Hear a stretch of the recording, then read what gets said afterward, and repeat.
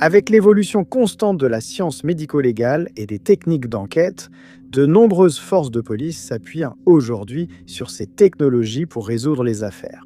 Cependant, ils continuent de faire appel à un outil plus ancien encore et encore. Les caméras de vidéosurveillance.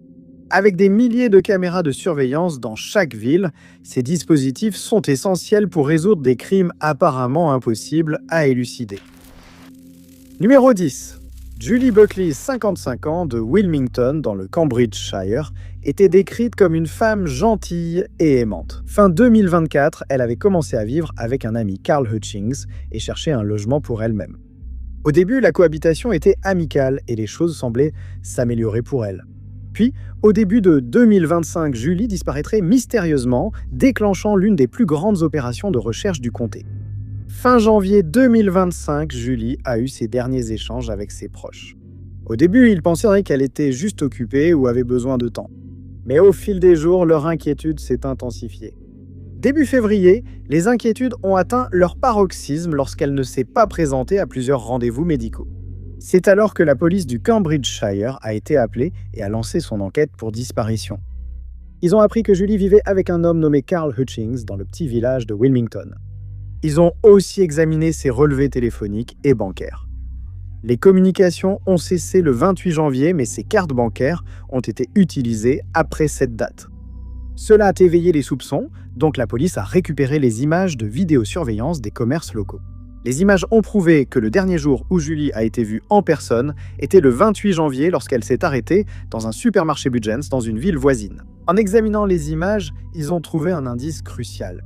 Le 30 janvier à 8h41 du matin. Carl a été filmé achetant de l'alcool dans un magasin local avec la carte bancaire de Julie. Les enquêteurs ont également appris qu'entre la disparition de Julie et le début de l'enquête, Carl avait vendu sa voiture pour 500 livres sterling. Le 13 février, la police du Cambridgeshire a décidé de rendre visite à Carl et lorsqu'il les a accueillis chez lui, ils ont remarqué des gouttelettes rouges partout dans la propriété. Peu de temps après, Carl a été arrêté pour avoir ôté la vie à Julie. Ce n'est qu'en septembre 2025 que ses restes ont été retrouvés dans le village voisin de Christchurch.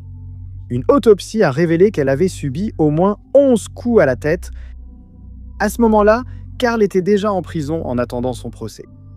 À la fin de 2025, Carl a plaidé coupable d'avoir ôté la vie à Julie.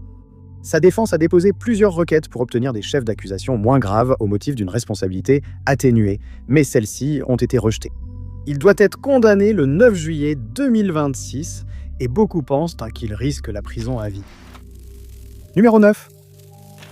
Le 6 février 2026, la tranquillité de la vie villageoise en Inde a été brisée par des sirènes de police et une intervention massive.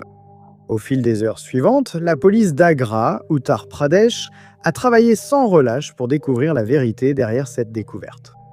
Ce matin-là, des ouvriers à Agra ont remarqué un paquet de couvertures abandonnées sur le bord de la Yamuna Expressway près d'un village.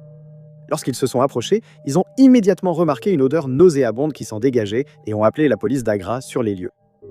À leur arrivée, ils ont bouclé les lieux et découvert dans une couverture le corps d'une femme d'une vingtaine d'années. Un examen sur place a révélé des marques sur son cou, compatibles avec des marques de ligature, ainsi que le mot Sunny tatoué ou inscrit sur son bras. Personne au village ne connaissait cette femme et la police devait l'identifier rapidement. Un appel aux médias a été lancé, dans lequel la femme était décrite comme jeune, âgée d'une vingtaine à une trentaine d'années, avec des cheveux noirs. Elle portait de beaux vêtements, avait du col sur les yeux et du rouge à lèvres sur les lèvres. L'appel mentionnait aussi une blessure à la joue, considérée comme une blessure de défense. La police d'Agra a également décidé de faire quelque chose d'inhabituel et a utilisé l'intelligence artificielle générative pour créer une photo de ce à quoi la femme aurait pu ressembler de son vivant. L'image et la photo post-mortem ont été diffusées et la police a rapidement reçu des informations. Pendant qu'ils travaillaient à identifier leurs victimes, ils essayaient également de trouver la personne responsable. Le pont ou l'autoroute où elle a été retrouvée était très fréquenté et surveillé par de nombreuses caméras. Cet après-midi, les agents ont longuement examiné les enregistrements et trouvé une piste. Sur les images, on pouvait voir un homme conduire lentement sur la route, puis en un instant, l'homme sort le corps de la femme enveloppée dans la couverture et la dépose sur le bord de la route avant de repartir. La police a suivi la voiture via des dizaines de caméras et après beaucoup d'efforts, a obtenu une réponse. 24 heures après la découverte de son corps, la femme a été formellement identifiée comme Sonali. Son nom de famille n'a pas été communiqué aux médias, et le suspect était Sunny, âgé de 25 ans. Selon la police, Sunny avait attaqué et asphyxié Sonali quelque part à Delhi, avant d'envelopper son corps et de l'abandonner sur le bord de la route. D'après les rapports, ils étaient en couple, mais le 5 février, Sonali lui a dit qu'elle voulait rompre, comme si elle voyait quelqu'un d'autre. Cela l'a mis dans une rage folle, et on pense que lui et plusieurs amis ont conspiré pour lui ôter la vie. En juillet 2026, Sunny attend toujours son procès. Numéro 8. Amber Check, âgée de 20 ans et originaire de Hutchinson, dans le Minnesota, était reconnue comme une jeune femme brillante, aimante et très engagée dans sa communauté. À la mi-2023, Amber a obtenu son diplôme d'études secondaires et a immédiatement su quelle serait sa voie professionnelle, la soudure. En mai 2024, elle a terminé un cours de soudure de 10 mois dans un établissement local d'enseignement supérieur, où ses professeurs l'ont qualifiée de bonne élève avec un talent naturel pour la soudure et l'ingénierie. Elle a également été remarquée pour son incroyable assiduité, et ses compétences lui ont permis de décrocher un emploi seulement 1 mois après avoir terminé son cours. En juillet de cette année-là, Amber a commencé à travailler chez Advanced Process Technologies, dans la ville voisine de Cokato. Elle s'est vite intégrée, ses collègues appréciant ses compétences et son caractère agréable. Mais malgré tout, ce n'était pas facile. Selon l'Institut de recherche sur les politiques des femmes, 1/4 des femmes en métier manuel déclarent être harcelées en permanence ou fréquemment par des collègues masculins. Ce ne sont pas seulement les métiers de la soudure qui rencontrent ces difficultés. Les femmes dans les secteurs dominés par les hommes signalent souvent une culture du harcèlement. Amber était l'une des rares femmes de l'entreprise et bien accueillie, un collègue ne l'appréciait pourtant pas. Malgré tous les obstacles sur sa route, Amber a persévéré et a franchi toutes les barrières et atteint tous les objectifs qui se dressaient devant elle. Elle adorait la soudure et l'ingénierie et en dehors du travail, donnait des cours dans son ancien lycée et soutenait les femmes dans les métiers. Le 11 novembre 2005, Amber est arrivée tôt au travail comme à son habitude et s'est préparé un café. Une fois qu'elle était prête à commencer la journée, elle s'est dirigée vers son poste de travail et s'est plongée dans son travail. Elle n'était pas seule, d'autres collègues travaillaient à proximité. Peu avant 6 heures du matin, le bureau du shérif du comté de Wright a été appelé à l'usine. Lors de l'appel, un collègue d'Amber a signalé qu'elle saignait de la tête et nécessitait une aide urgente. D'abord, ils pensaient à un accident, mais à l'usine, ils ont découvert la vérité. Ce matin-là, David Bruce DeLong, 40 ans, a pris son service et s'est rendu à son poste. Juste avant 6 heures du matin, il a saisi un marteau, s'est dirigé vers Amber et l'a attaqué. Après l'attaque, il est allé calmement vers un collègue et a dit « Je l'ai frappée avec ton marteau.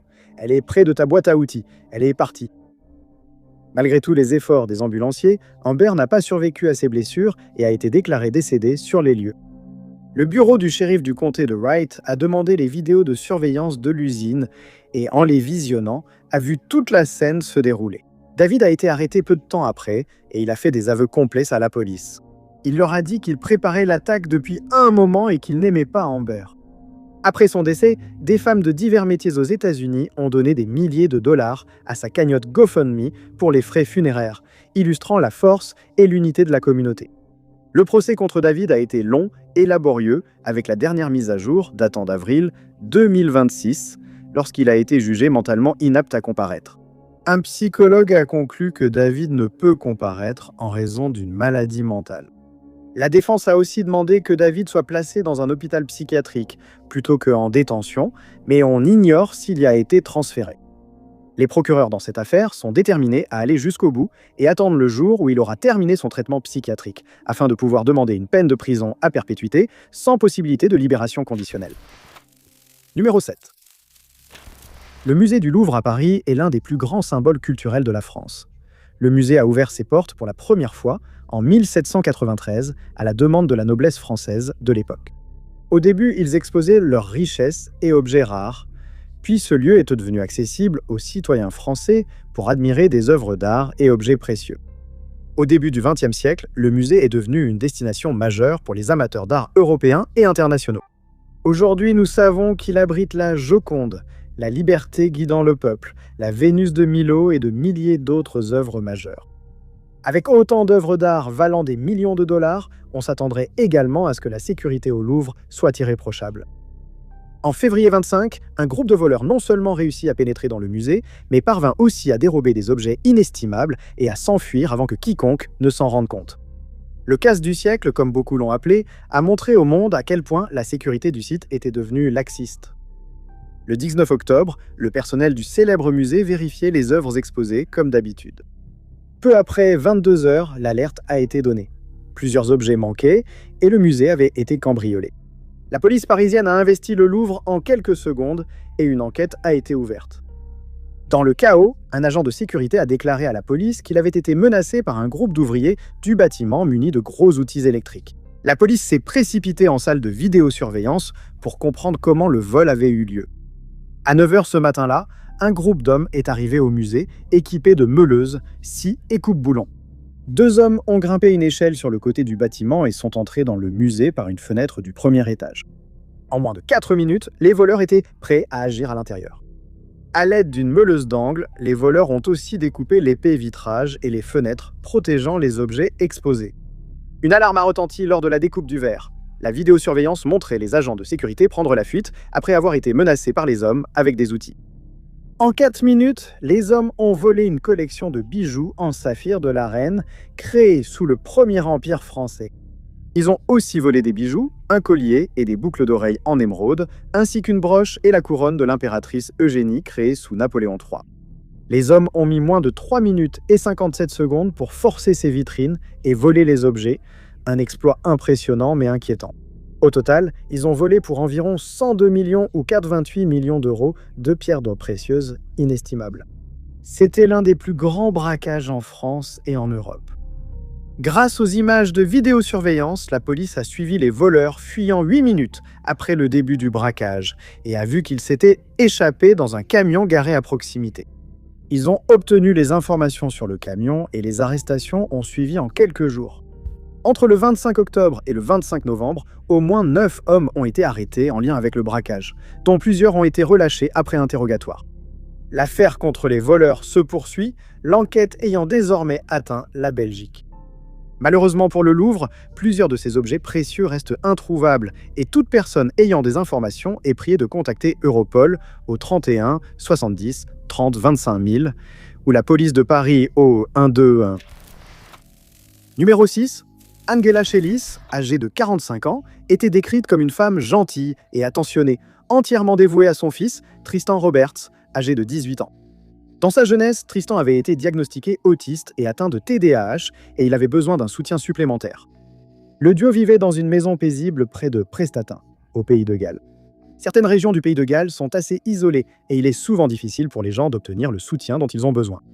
Malgré les difficultés, Angela a persévéré et a travaillé à temps plein pour subvenir aux besoins de sa famille. En octobre 25, Tristan a fêté son 18e anniversaire, marquant officiellement son entrée dans l'âge adulte. Sa famille dit qu'il a toujours été calme et réservé, préférant passer son temps libre en ligne. Il aimait passer du temps sur Discord, l'application de messagerie instantanée. Discord héberge des centaines de communautés formidables où l'on échange sur le sport, les jeux ou ses passions. Mais la plateforme comporte aussi un aspect sombre avec des salons dédiés à la misogynie et au groupe incel. Tristan s'est retrouvé dans l'un de ces groupes et parlait régulièrement de sa haine des femmes, disant à ses amis qu'il ne les aimait pas et qu'il ne leur faisait pas confiance. En octobre de cette année-là, il a commencé à dire à ses amis qu'il prévoyait de tuer une femme, mais personne dans le chat ne croyait qu'il irait jusqu'au bout, et ils l'ont encouragé malgré tout. Ces violentes discussions culminèrent le 23 octobre et continuèrent jusqu'au 24, déclenchant l'une des plus grandes enquêtes au Pays de Galles depuis des décennies. Le 24 octobre, l'autre fils d'Angela s'est inquiété lorsqu'il n'a pas réussi à la joindre. Il avait déménagé pour aller à l'université et trouvait étrange de ne pas pouvoir la joindre. Il a essayé d'appeler son frère, mais il n'a pas eu de réponse. Le soir du 24, sa famille a appelé la police et a signalé sa disparition. Pendant les recherches, les enquêteurs ont parlé avec Tristan, mais il n'a pas donné de réponse satisfaisante. Un jour plus tard, le 25 octobre, 2 promeneurs de chiens traversant une réserve naturelle ont remarqué une béquille dans les broussailles et en s'approchant, ont découvert le corps d'une femme. En quelques heures, le corps a été identifié comme étant celui d'Angela Roberts, âgée de 45 ans, dont on avait eu des nouvelles pour la dernière fois le 23 octobre. À l'arrivée de la police, Tristan a répondu « pas de commentaires » à toutes leurs questions. Ils se méfiaient du fils, mais ils avaient besoin de preuves pour étayer leurs affirmations. Sur les lieux, les agents ont remarqué qu'une sonnette Ring avait été installée à la maison et ont décidé de récupérer les enregistrements vidéo. À 3h19, Tristan conduit sa mère hors de la maison, Puis à 3h30, la vidéosurveillance les filme marchant le long d'une voie ferrée vers la réserve naturelle. La police a aussi trouvé de nombreuses preuves médico-légales et numériques confirmant leurs soupçons. Quelques heures avant l'attaque, Tristan avait enregistré un message vocal disant « Ce soir, Alex, je vais attaquer ma mère avec un marteau ». Grâce aux images et preuves de son ordinateur, la police a reconstitué la chronologie des faits.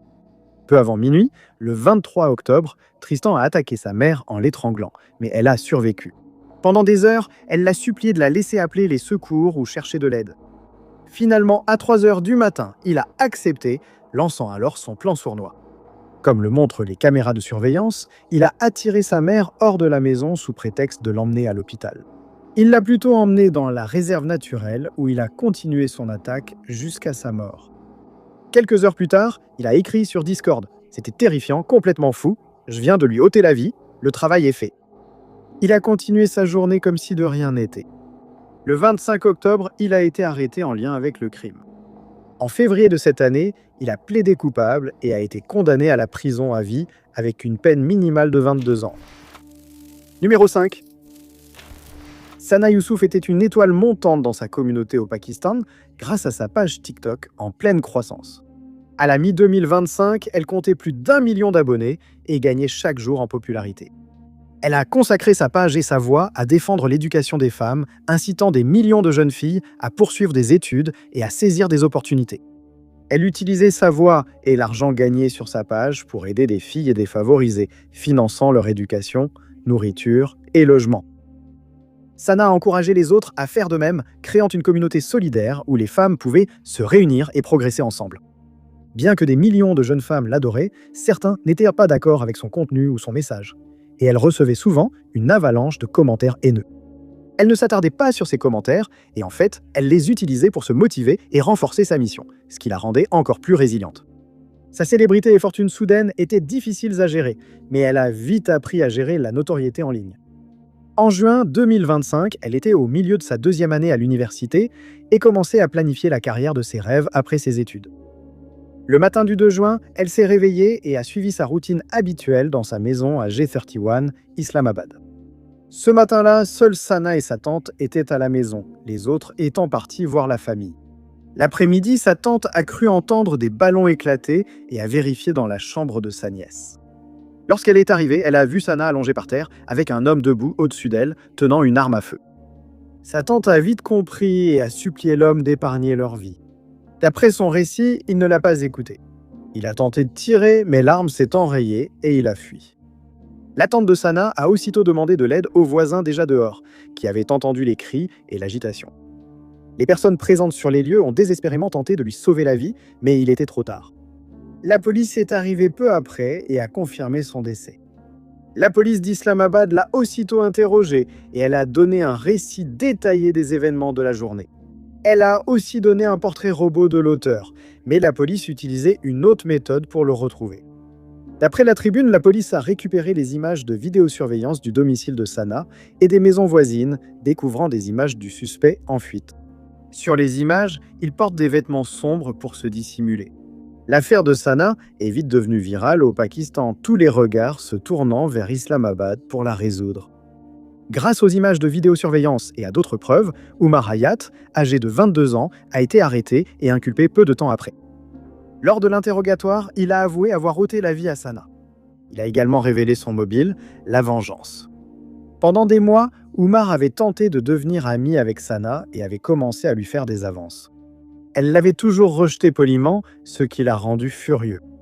L'arrestation d'Umar et son motif ont suscité une indignation massive au Pakistan, des milliers de jeunes femmes manifestant contre la montée des féminicides. Depuis 2024, les taux de crimes haineux contre les femmes n'ont cessé d'augmenter, un problème que le gouvernement tente de résoudre. En mai de cette année, l'affaire d'Umar a été portée devant le tribunal et les amis ainsi que la famille de Sana ont assisté au déroulement du procès. Umar Hayat a finalement écopé de la peine capitale de 10 ans de prison et d'une amende d'environ 15 639 livres. 9 pounds. Numéro 4. Le samedi 10 janvier, Rachna Yadav, âgée de 52 ans, se préparait pour une autre journée bien remplie dans la ville indienne de Delhi. La vie à Delhi avance à un rythme effréné, la ville comptant plus de 25 millions d'habitants, et Rachna était conseillère gouvernementale pour son quartier. Ceux qui la connaissaient la décrivaient comme une femme gentille, aimante, dévouée à ses 2 filles et à son travail de conseillère. En 2023, la tragédie a frappé la famille lorsque son mari, Dindra Yadav, a été attaqué devant sa famille. Hélas, il n'a pas survécu à ses blessures, laissant ses 2 filles orphelines de père. Dans les mois qui ont suivi son décès, Rachna est restée forte et n'a pas laissé cette perte l'intimider ni la détourner de son travail. Ce samedi matin-là, elle a ouvert son bureau qui faisait également office de boutique de vêtements et a accueilli des femmes de la communauté locale pour discuter de leurs problèmes. Vers 11 h du matin, 2 hommes à moto se sont arrêtés devant le bureau et ont demandé Rachna nommément. Après qu'elle a confirmé son identité à la porte, ils ont sorti une arme à feu et tiré. Peu après, des passants ont appelé la police et ont trouvé Rachna grièvement blessée à la tête. Envoyée d'urgence à l'hôpital, le pronostic était mauvais. Sa famille s'est réunie à l'hôpital quelques heures plus tard pour lui faire ses adieux. Rachna était décédée de ses blessures, transformant l'enquête d'une agression en homicide. La police a immédiatement soupçonné que le décès de son mari en 2023 était d'une certaine manière lié à ce crime. On avait émis l'hypothèse qu'elle avait été attaquée et éliminée parce qu'elle devait ou était en train de préparer un témoignage contre ceux impliqués dans la mort de son mari. Les détails restent flous car les sources divergent, mais le Times of India a indiqué que le différend portait sur une place de parking près de son domicile ou bureau. Des menaces ont été échangées des 2 côtés, et la police cherche toujours un lien entre ce désaccord et les 2 homicides. Lors de l'enquête initiale, la police a trouvé des images de vidéosurveillance montrant les 2 hommes attaquant Rachna, arrivant et fuyant les lieux. Mais il y avait un problème, l'image était floue. Sachant que le public peinerait à identifier les hommes sur les images, ils ont opté pour une solution inattendue, l'IA. C'est peut-être une première pour la police indienne. Ils ont utilisé une IA pour améliorer la qualité et réduire le flou des images. À partir de là, la police a suivi le suspect dans la rue et a finalement identifié 3 suspects. Après identification, ils ont vérifié relevés téléphoniques et données numériques pour vérifier s'ils se trouvaient devant le bureau de Rachna à 11 h ce jour-là. Pendant que l'enquête se poursuivait, la famille de Rachna a expliqué qu'elle avait peur de quitter la maison, craignant d'être la prochaine cible. En janvier 2026, ces craintes se sont apaisées lorsque la police de Delhi a annoncé avoir arrêté 3 hommes en lien avec l'incident. Cependant, en juillet 2026, l'affaire contre les 3 hommes est toujours en cours et devrait bientôt être portée devant les tribunaux indiens. Numéro 3. Le 16 mars 2026, la police du Jammu et Cachemire a reçu un appel vers 21 h 30. Des habitants se détendant dans les banlieues de Chota et Moran Miran Sahib ont remarqué quelqu'un sur le pont reliant leurs 2 quartiers. En s'approchant, ils ont vu qu'il s'agissait du corps d'un homme de 46 ans dont le nom reste confidentiel. Selon les rapports de la police de Jammu, l'homme présentait des blessures évidentes au cou qui ont entraîné sa mort. Sa famille a été immédiatement informée et interrogée par la police, et ils ont déclaré ne connaître aucun ennemi, mais cela allait plus tard être démenti. Faute de preuves, la police de Jammu a utilisé les centaines de caméras de vidéosurveillance des rues des banlieues. Ils ont remonté les images jusqu'à 21 h et ont regardé le crime se dérouler en temps réel. Quelque temps après 21 h, on peut voir 2 hommes circuler sur un scooter le long du pont. Alors que la victime marchait, ils l'ont suivi puis attaqué.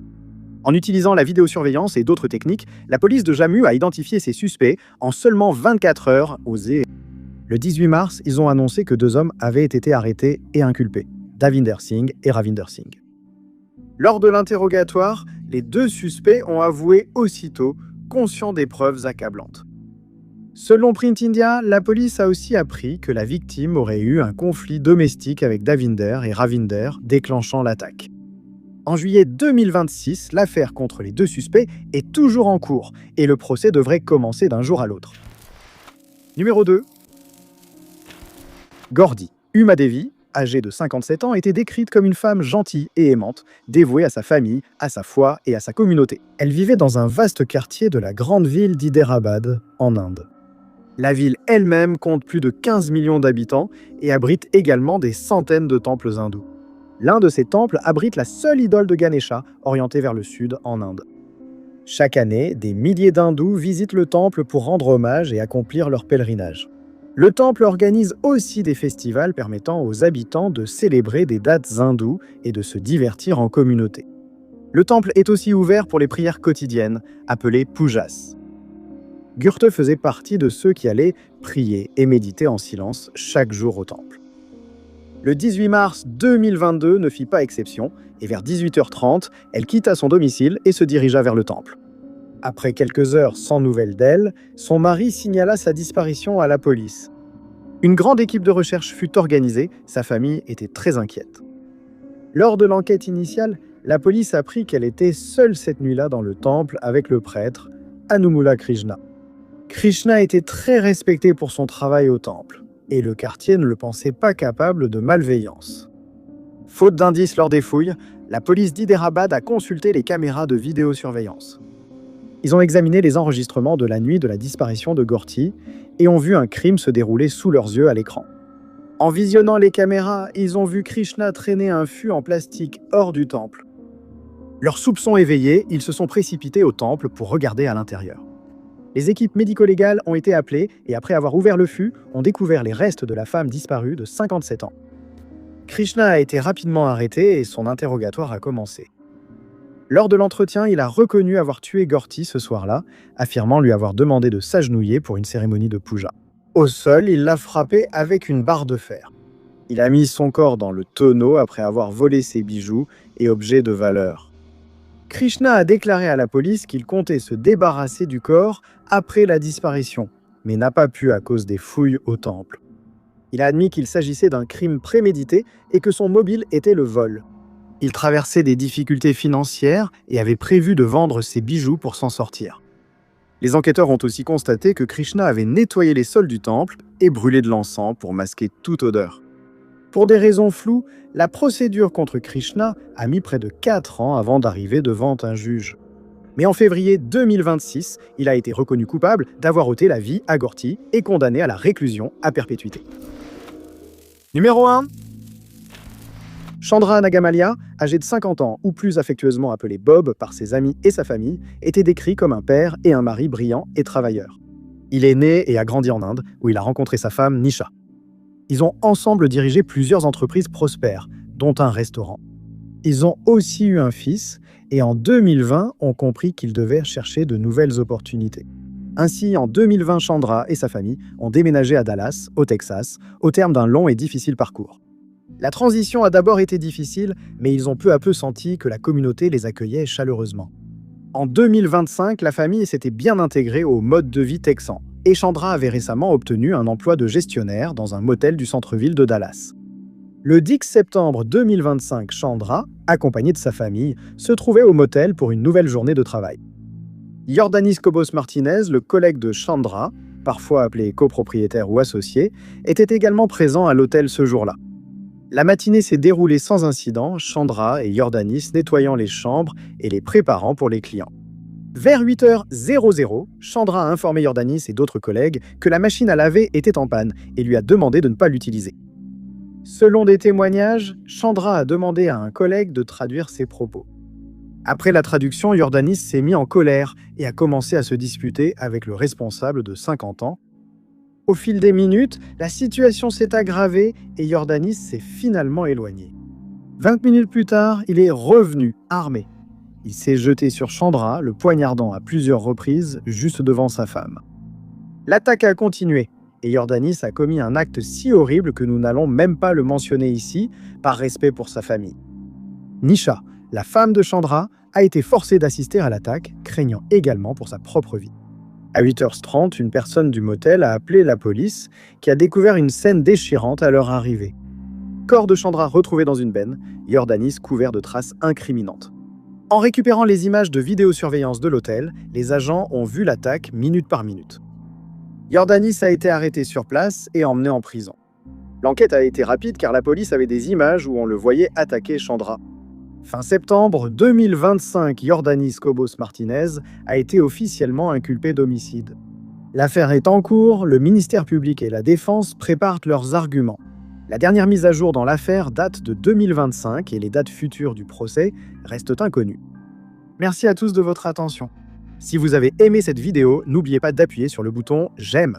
Aussi, n'oubliez pas de vous abonner et de cliquer sur la cloche de notification pour rester informé de toutes nos prochaines vidéos. Moi, c'est Top 5 Unknowns, à bientôt dans la prochaine vidéo.